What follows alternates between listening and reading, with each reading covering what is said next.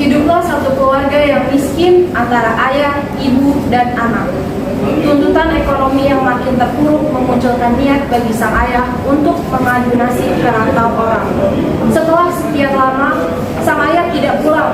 Malin Kundang dan ibunya hidup dalam kesusahan. Beranjak dewasa, Malin Kundang pun mengikuti jejak ayahnya untuk merantau.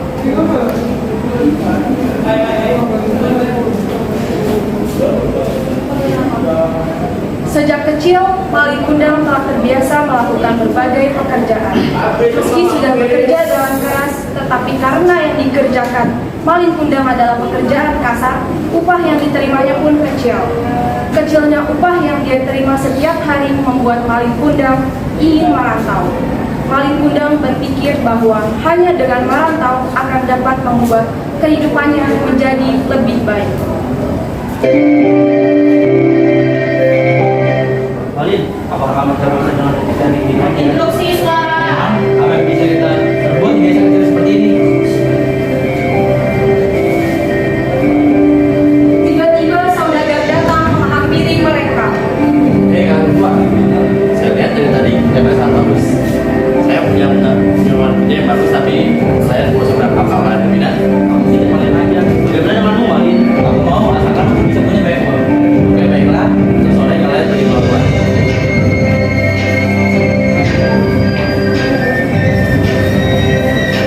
Di suatu desa, hiduplah anak laki-laki bersama dengan ibunya. Hidupnya sengsara dan miskin. Anak itu bernama Malin. Malin sangat disayang ibunya karena sejak kecil Malin sudah ditinggal mati oleh ayahnya. Ketika Malin sudah tumbuh dewasa, ia mulai berpikir untuk merubah kehidupan ekonomi keluarganya.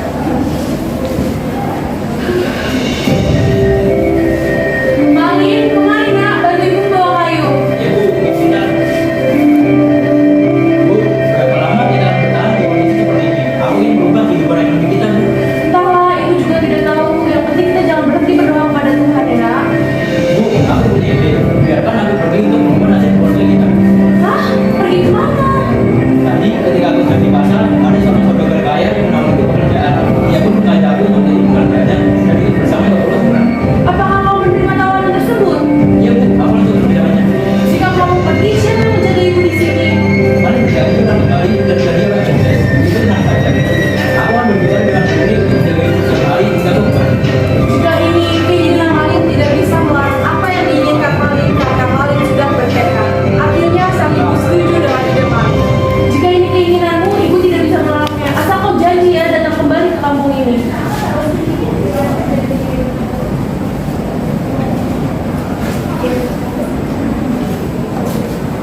Malin pun pergi ke rumah Putri untuk meminta bantuan Putri agar menjaga ibunya selama dia merantau. Putri merupakan sahabat Malin yang selalu bersamanya dalam suka maupun duka. Mau kemana kamu Malin? Besok aku akan pergi merantau. Apa? Bila kamu pergi merantau, siapa akan menjaga ibu di sini? Karena itu, aku ingin minta tolong pada kalian berdua untuk menjaga ibuku. Saya mulai ya siang hari hingga aku kembali ke rumah. Tapi apakah kamu akan kembali ke sini lagi Malin? Aku akan pulang ketika aku sudah sukses. Kalau begitu, dalam pengataanmu jika kamu sudah sukses Malin.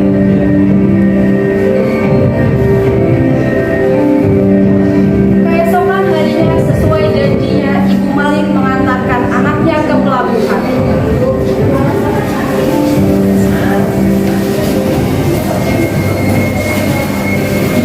Kami pamit ya Bu. Ya Bu, doakan Malin supaya mendapatkan sedikit banyak. Bu juga bisa lebih baik ya.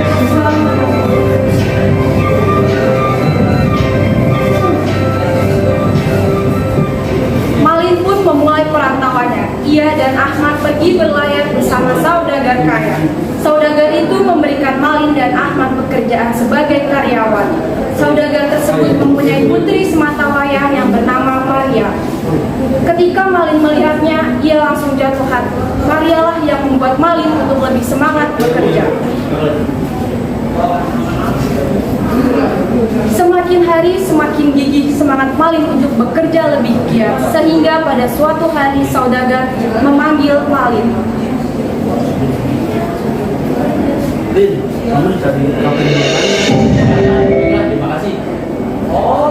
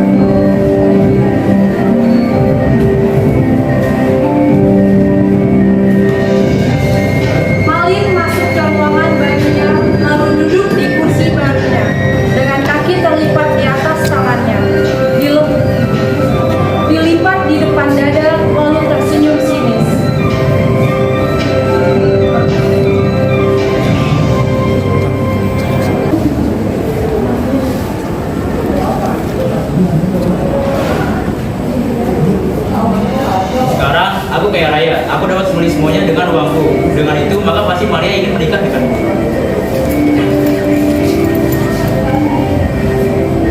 Semakin hari, Ibu Malin semakin merindukan anaknya, membuatnya semakin lelah di usia tuanya. Namun, Putri selalu memberikan dukungan untuk Ibu Malin, bahwa Malin baik-baik saja dan akan kembali ke kampung halamannya.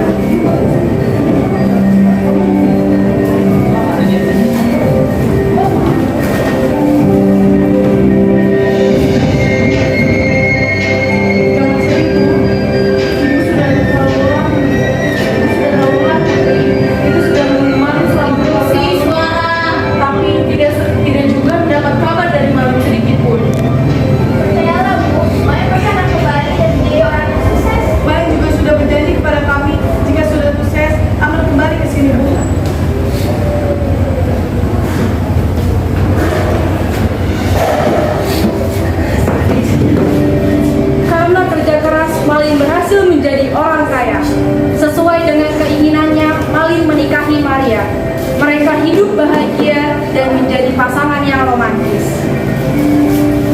Maria masuk ke ruangan Malin tanpa mengetuk pintu. Berjalan menuju meja kerja Malin. Malin sedang sibuk dengan map yang dipegang dan dibukanya. Ada apa dengan mukamu? Malin, aku bosan. Bagaimana kamu kita pergi? Sepertinya tidak bagus. Bagaimana kalau kita pergi berlibur dulu? Wah, itu sangat bagus. Mari kita pergi. Baiklah, besok kita berangkat.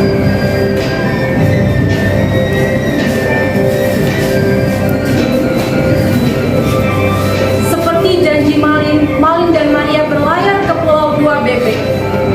Dalam perjalanannya mereka singgah ke kampung halaman Malin, tapi Malin tidak menemui ibunya. Ia hanya berjalan-jalan di sekitar dermaga saja. Ketika itu, Putri dan Ica, sahabatnya, melihat Malin dan istrinya Maria.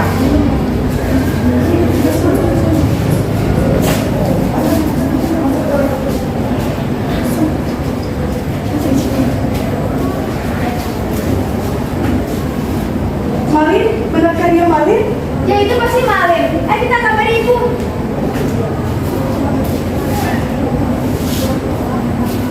Putri dan Ica berlari menuju rumah ibu Malin, mengatakan bahwa Malin sudah kembali dan menjadi orang kaya. Ibu, Iya, ada apa, Nak? kami melihat Malin di pelabuhan, dia sudah menjadi orang kaya. Hah? Benarkah apa yang kamu lihat itu benar Malin? Ya pasti itu Malin bu. Ayo kita ke pelabuhan sekarang.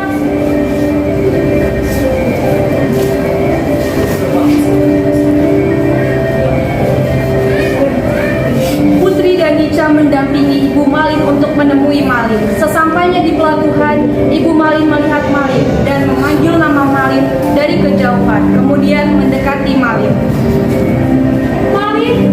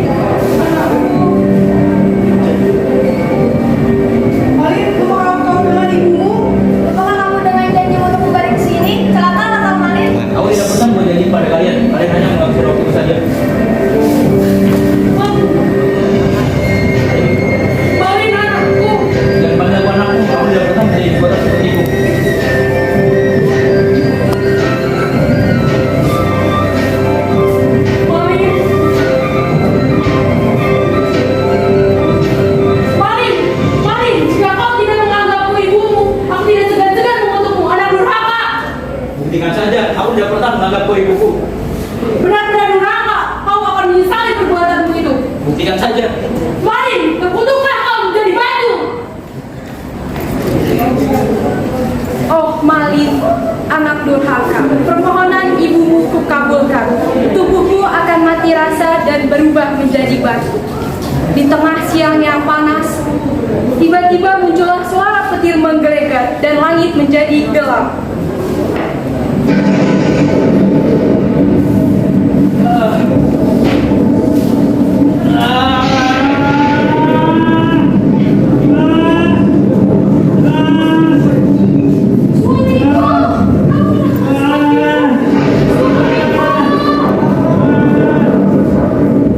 Malin pun berubah menjadi batu. Itulah akibat dari anak yang tidak menghormati, tidak menuruti, dan tidak berbakti kepada orang tuanya.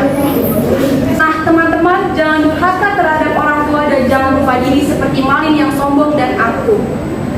Jadilah anak yang harus mengabdi kepada orang tua. Jika memiliki rezeki yang lebih, wajib membantu orang tua.